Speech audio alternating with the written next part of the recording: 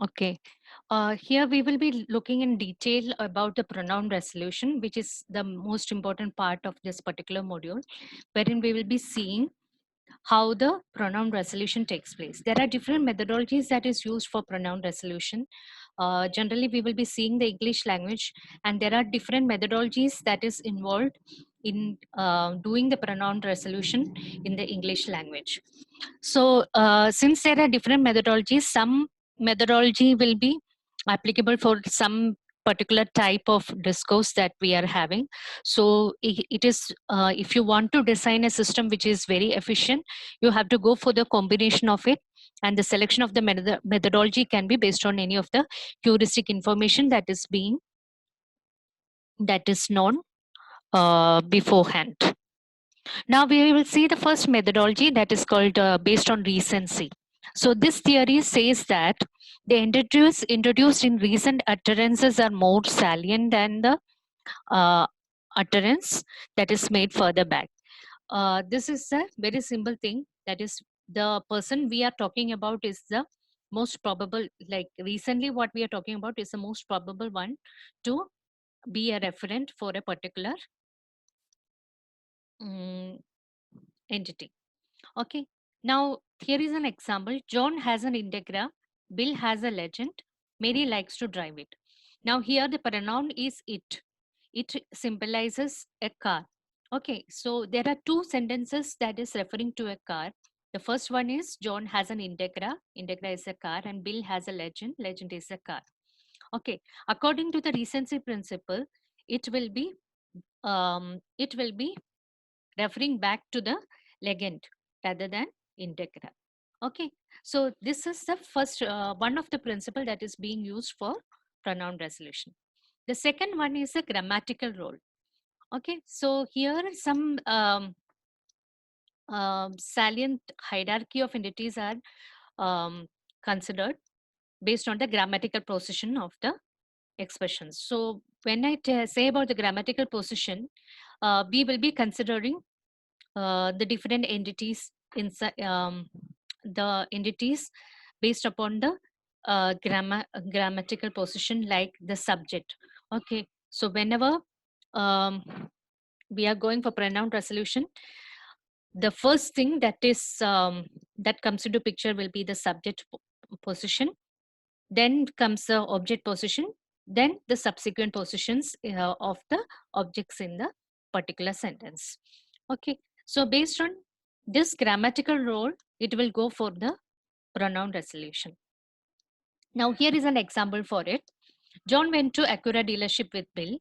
He bought an Integra. So over here, the when you see the first sentence, John went to Acura dealership with Bill, we are talking, the main subject is John.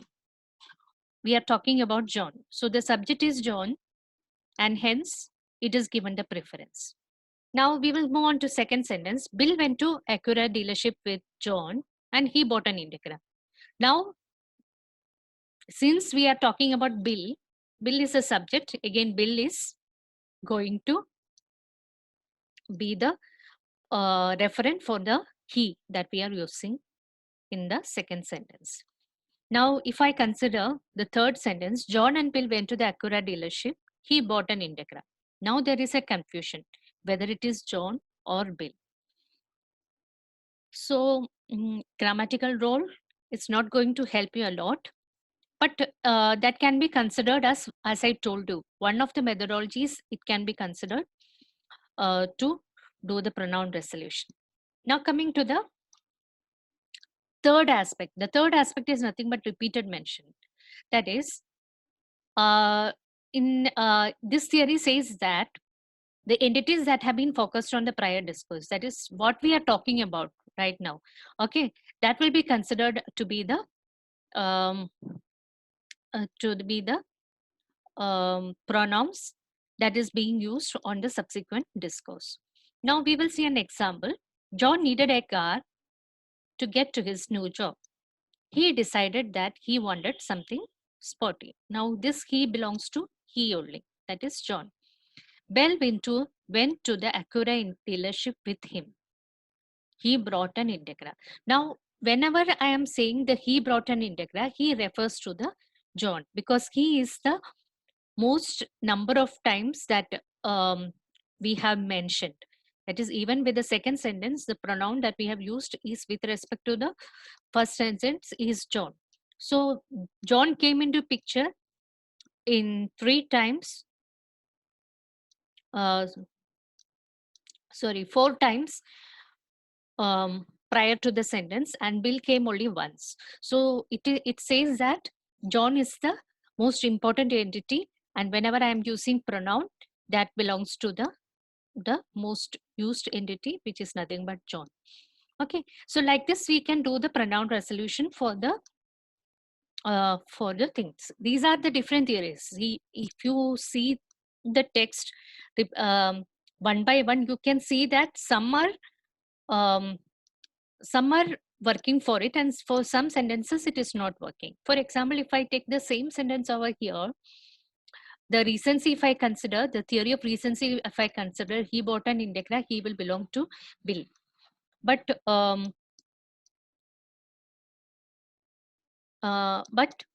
if you consider this example, he is belonging to John. That is repeated mention, he is belonging to John. So we can see that the different methodologies are not going to be absolute methodologies, and hence we have to go for the combinations of this if you want your discourse system to be very nice and working, okay, with very efficient. Now coming to the another aspect is the parallelism. Again, this is a very deformed way of doing it that we will see when we move ahead.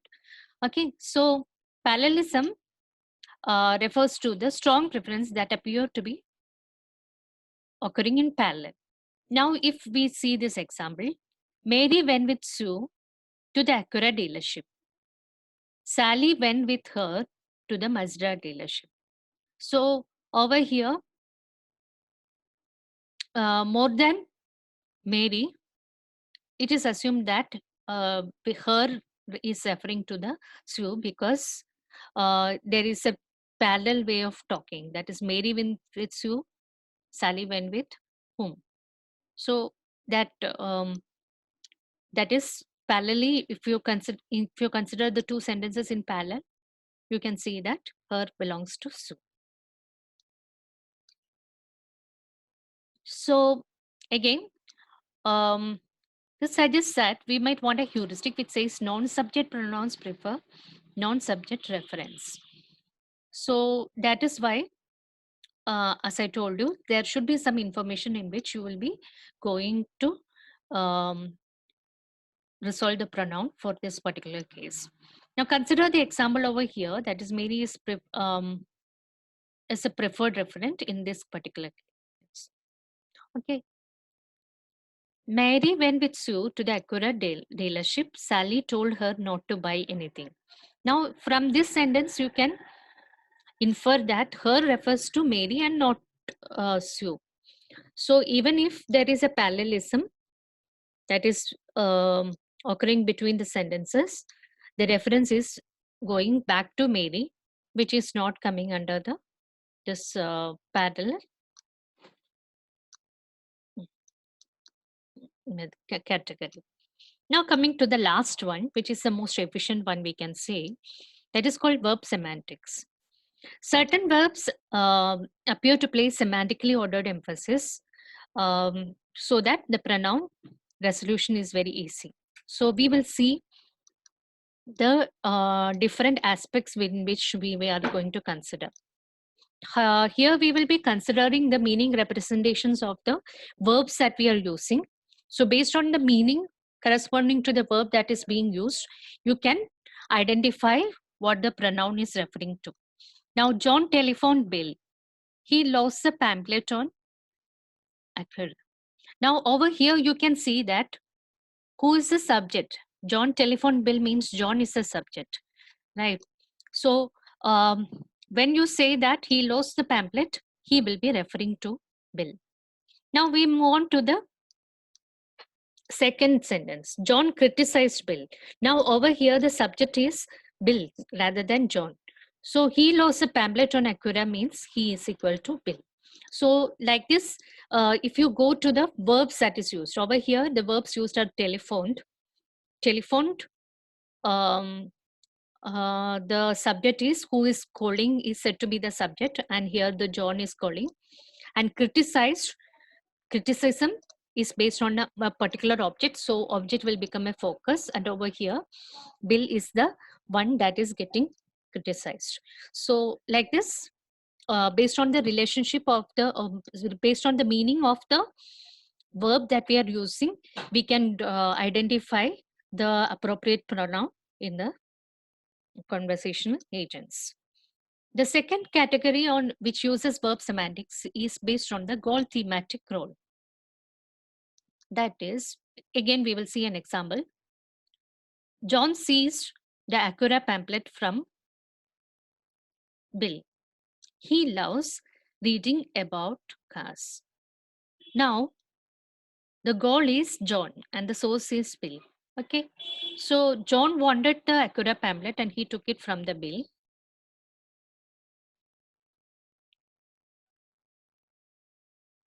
Now, he loves reading about cars means we will be talking about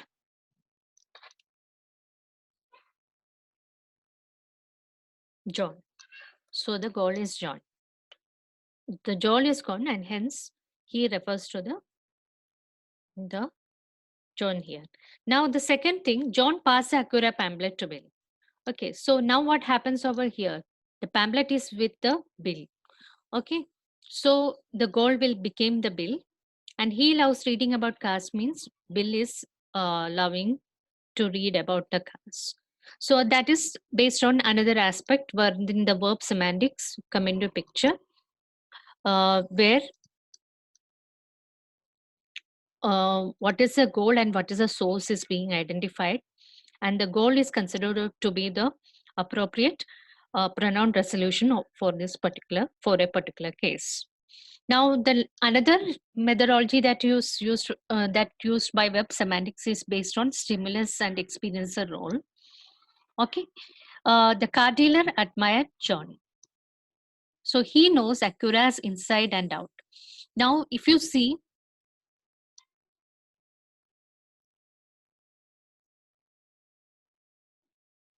the stimulus is John over here, and the experiencer is the car dealer.